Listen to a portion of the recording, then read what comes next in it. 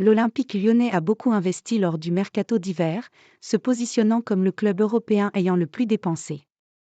Cependant, en ce qui concerne l'attaque, la stratégie de John Textor montre ses limites. L'OL est considéré comme l'un des meilleurs clubs formateurs en Europe, et cela depuis des années. Mais l'acquisition du club de Jean-Michel Aulas par John Textor a probablement changé la trajectoire du club rhodanien, Eagle Football étant adepte du trading.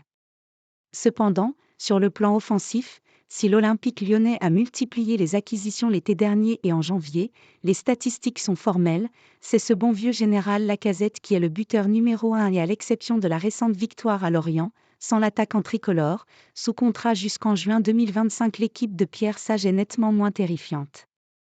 Avec 12 buts cette saison en Ligue 1, l'attaquant français de 32 ans est le plus efficace, là où les petits nouveaux rament. Et avec la nouvelle politique de John Textor, cela est un vrai souci. Lacazette efface ses coéquipiers à l'OL.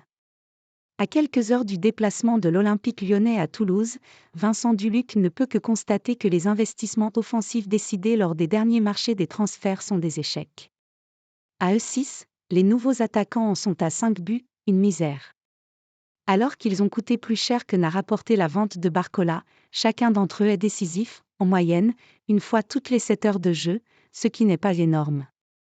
Des raisons existent, en dehors de Marna Baldé, 28 ans, arrivé en prêt à un moment où l'OL était coincé par la DNCG, et de Saïd Benrahma, 28 ans, débarqué de West Ham en toute fin de mercato, le club lyonnais a fait le choix de jeunes joueurs, pour maintenir ses intérêts de trading, à terme.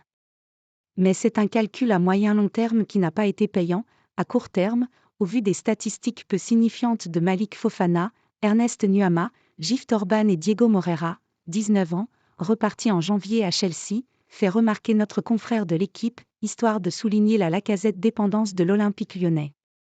Heureusement pour l'OL et Pierre Sage, le buteur est de retour pour ce match face au TFC.